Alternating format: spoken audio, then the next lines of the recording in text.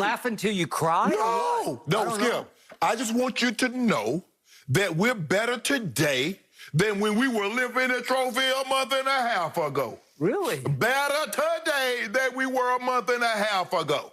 Did you take delusional pills before the show? I know who didn't get better. I know who didn't get better because you're in the exact same spot. Oh, now, really? Wait. It's not. Is it my turn? No, it's not your turn. Not your turn. Not your turn. Oh, Trev. Oh, Trev. Trev came to us. He got tired of playing with somebody that didn't practice and played when they wanted to play. I believe it was one of Trez that wasn't happy with what he was seeing. Because him and Paul George, you know, we're like, hey, stop all that talking.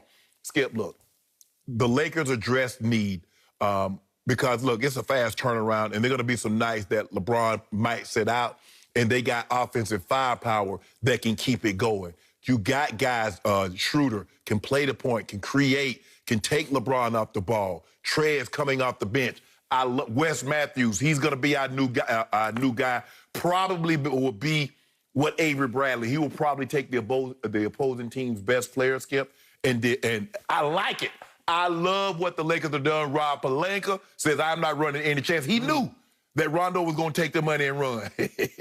Oh, Rondo going. We go get Rondo. Rondo didn't want to play with Kawhi.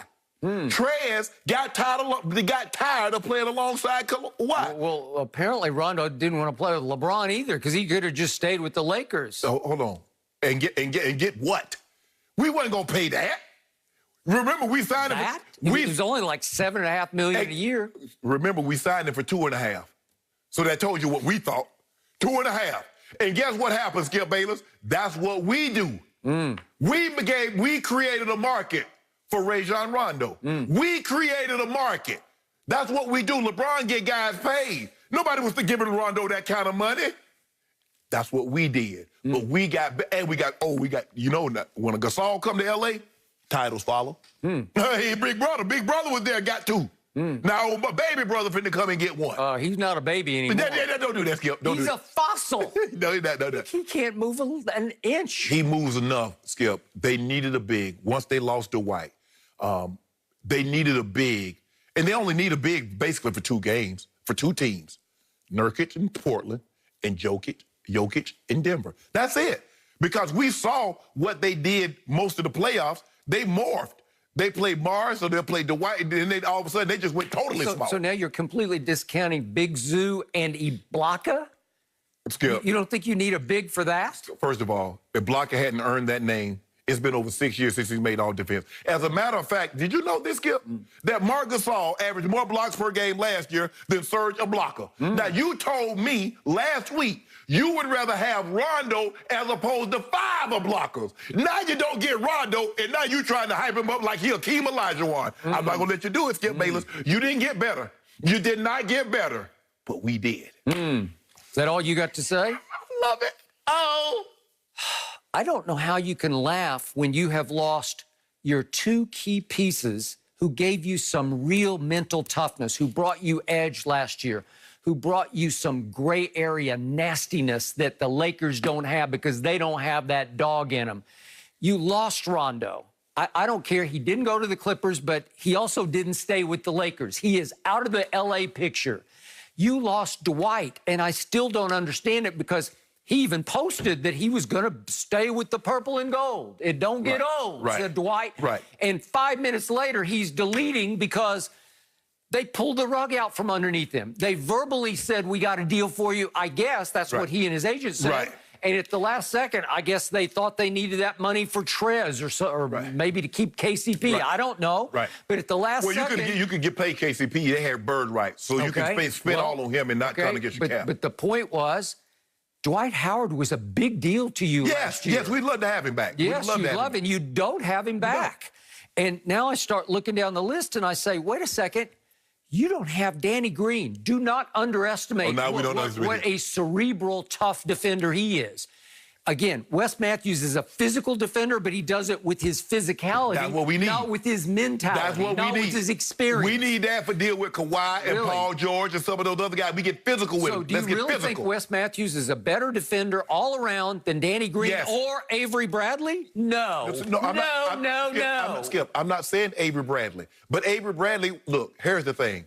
Dwight said he wanted more run, more opportunities. The opportunities was according to who we're playing. If you remember, Skip, Dwight didn't play at all in the Houston series, but the opportunity presented itself in Denver. So we can't just say, okay, Dwight, we're going to give you 20 minutes a game because the opportunity might not present itself.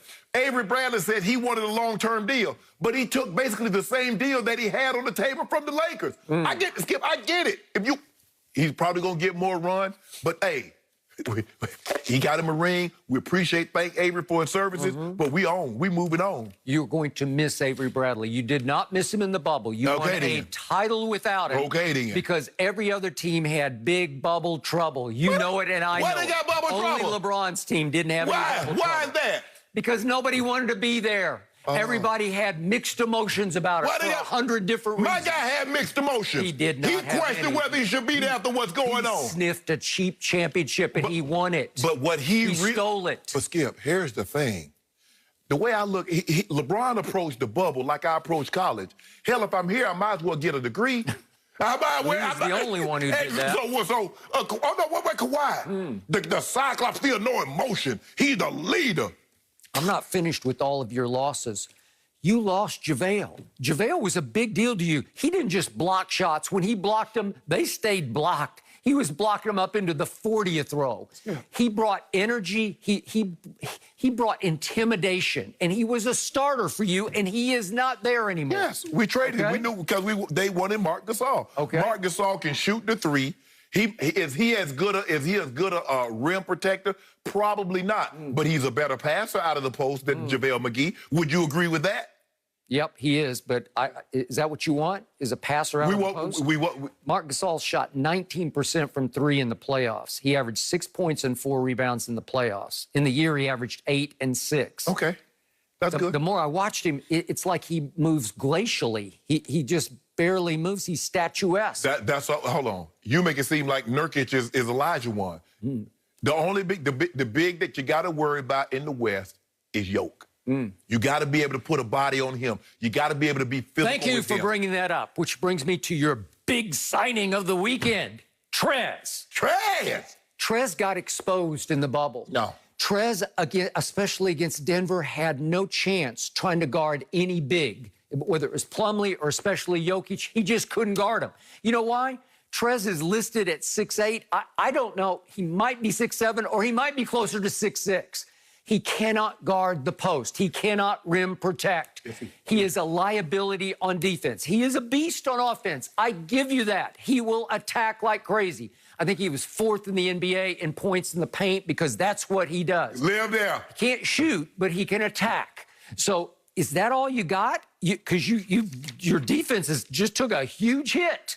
We got better, Skip, and you know it. I don't know Trez. First of all, Trez had a lot of things going on. His grandmother passed. He got late. He got down to the bubble late. He probably was not in the shape that he needed to be in, but he's coming back on a mission.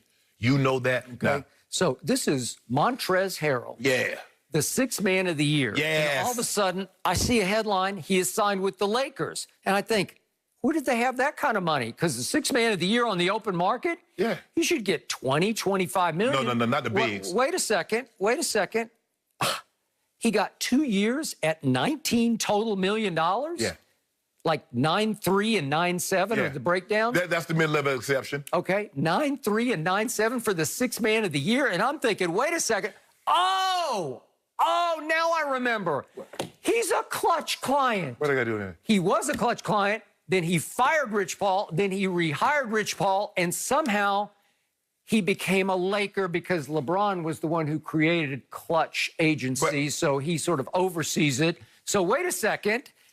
How did he take this small of a salary to go to the Lakers? And it makes me, my red flags are just going up everywhere. Well, let me ask you, the little buzzer is going off in the back of my head. It shouldn't go up. Alert! It shouldn't go up because that's what the bigs are getting. Tristan Thompson got the exact same deal from Boston, and he had a career year with rebounds and points. Sixth man of the year. But Skip, I'm just saying, Skip, what we see is a premium on what? Shooting. That's why Bogdan from Sacramento, 18 years, $72 million for 4 years. You look at the shooters. Now, you talk about what Trez got. You tell me how in the hell Gordon Hayward got $20 million. Okay, well, that's a whole nother issue. But I've been saying that for years.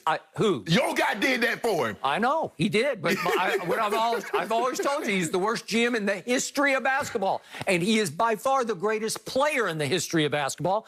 But so once it balances again, out, so he even here now. Okay, well, here we go again. And don't get me started on Gordon Hayward. I've said this since he was at Butler. Way overrated and absurdly overpaid. But the point is it because of the demographic attraction that he brings? Maybe. I don't know what he ain't breaking no more wins, but Skip. All right, but that's what the bigs are getting. I have to wonder, when Trez goes to the Lakers for that low of a salary, I think, wait a second, did Rich and LeBron pull him aside and say, hey, we'll take care of you later? I know that's cap circumvention. You can't do it, but surely they had to promise him something besides that salary to commit. They could promise him a great shot at winning a ring. Maybe that was enough. A big, if Trez could shoot the three, Trez would.